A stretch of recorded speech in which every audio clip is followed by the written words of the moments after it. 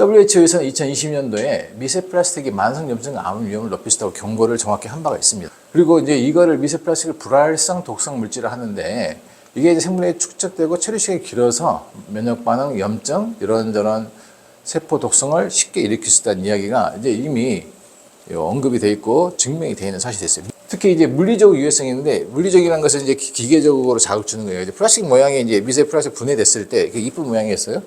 아니겠죠. 까칠까칠하고 변형돼 있고 막 이런단 말이죠. 얘네가 소화관이나 특히 혈관에 따라 다니면 어떻겠어요?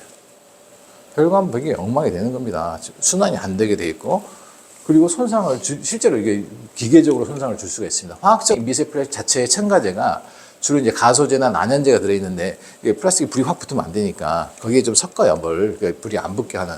근데 그 자체가 주로 포탈리트나 비스페놀. 그래서 여러분 보면은 가끔 플라스틱 통에 BPA 프리 쓰는 거 봤죠? 그게 이거예요. 불 안 타게 만든 재질을 안 넣었다 이 이야기란 말이죠. 이게 들어가 있음으로써 이게 첨가제 자체가 우리에게 독성을 줘버리기 때문에 그렇다는 이야기죠. 그다음에 폴리브로마 메틸 뭐 이런 내분계 교란 물질 포함되어 있고 환경 오염 물질 이 자체가 또 흡착을 잘합니다. 이게 뒤에 했더니 중금속도 같이 빡빡빡 들어온다는 이야기죠. 이런 것들이 있다는 이야기죠.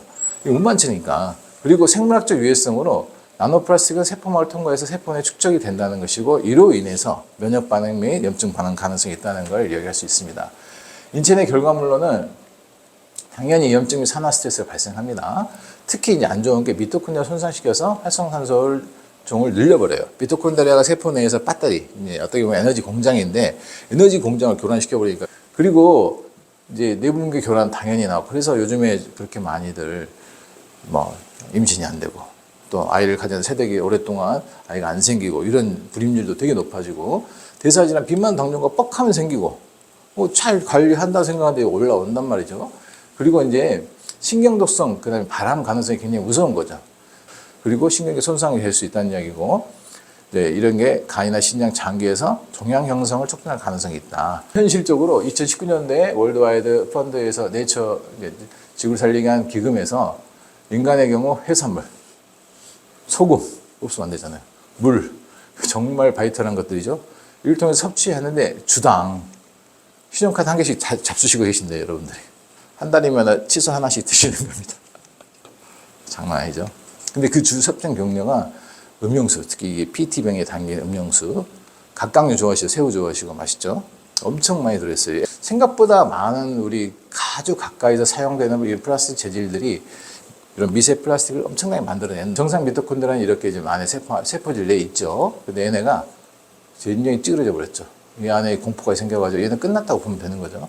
다시 말해서 세포에서 에너지 생산할 수 있는 능력이 없어져다시피 되는 거죠. 특히 시신경은 많은 미토콘드리아가 눈 쪽에 모여 있고 그 다음에 신경을 쭉 쏩니다. 근데 이 눈 쪽에 모인 애들이 이렇게 죽어나가면은 녹내장도 되는 것이고 아까 그 황반변성 되는 것이고 또 이따 좀 설명하겠지만 비문증의 원인도 될 수가 있어요. 잔류성 이금물질이라는 것은 강한 독성을 지니고 이제 이게 첫 번째 중요한 거죠. 과학적, 생물학적, 화학적으로 분해가 안 된다는 거예요.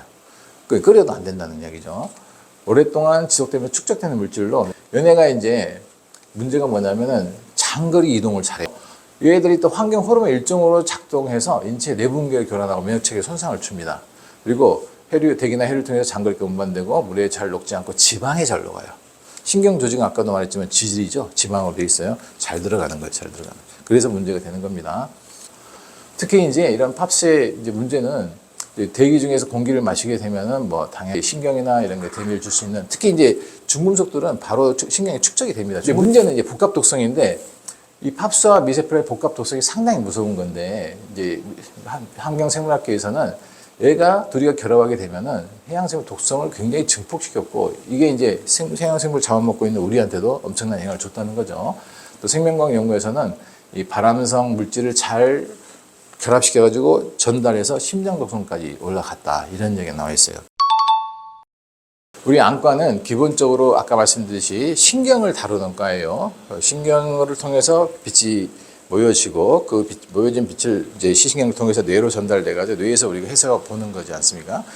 근데 이 신경계를 직접 이미지로 볼 수 있는 과가 많지 않아요.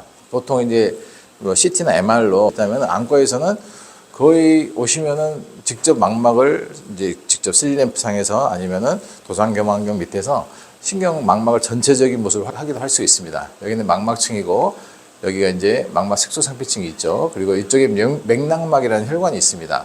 맥낭막 혈관은 특징적으로 세 가지 층으로 구성이 됐는데 코리오 캐필러리라는 이 층이 있고 그다음에 세틀러 레이어가 있고 그다음에 할러 레이어가 있습니다. 이제 다시 말해서 혈관의 모양이 조금씩 다르게 쓰이죠. 제일 밑에가 좀 크죠. 그리고 그거를 지지하는 구조가 있는데 각각의 이 혈관들 하는 일은 이쪽에 망막에 하부 3분의 1 정도의 산소 공급도 해주고 영양분 공급도 해주겠지만 상당히 많은 원인은 굉장히 강력한 빛을 여기다 상을 맺히거든요. 그럼 강력한 상이 맺히면은 우리가 종이를 놔두고 순환되면서 식혀주는 그 라디에이터 효과를 내기 때문에 그게 가능한 겁니다.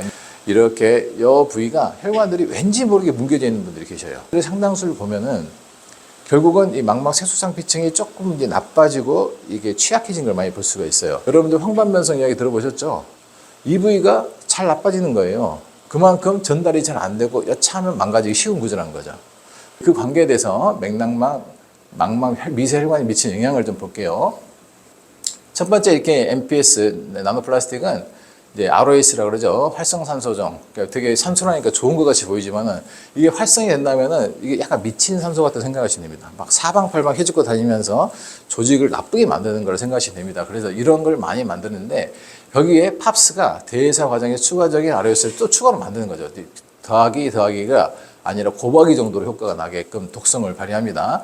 그것 때문에 망막 신경혈 세포, 이제 이거 맥낭막 내피세포에 맥낭막 내피세포인데 이제 맥낭막은 혈관이니까 혈관 내피세포의 산화제 손상을 일으켜서 혈관 통화수를 증가시키고 염증만 유발합니다. 특히 이 폴리스티렌, 그 우리가 주로 컵라면 용기죠. 그러기에 나온 그 나노 입자들은 그 이제 폴리스티렌 나노플라스틱은 혈관 내피세포에서 ROS 생성과 미토콘 손상을 유도한다고 보고까지 되어 있는 논문도 있습니다.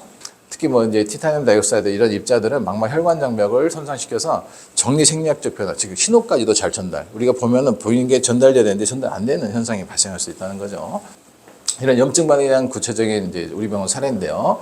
이 MPS나 팝스 등의 결합이 미세 악효세포, 이제 악효처럼 찐득하게 붙어 있는 세포층에 이제 염증 반응을 요 망막 표면에서 존재하게 되는데, 그럼 미세 악효세포는 염증 반응이 일어나가지고 딱딱하게 막을 형성해요. 처음에는 여기가 살아있는 한은, 그리고 뇌의 보정작용 때문에 그냥 별 문제를 못 느끼고 보다가 어느 이상 되게 되면은 이제 물체가 찌그러져 보이고 나빠 보이긴 하는 거죠.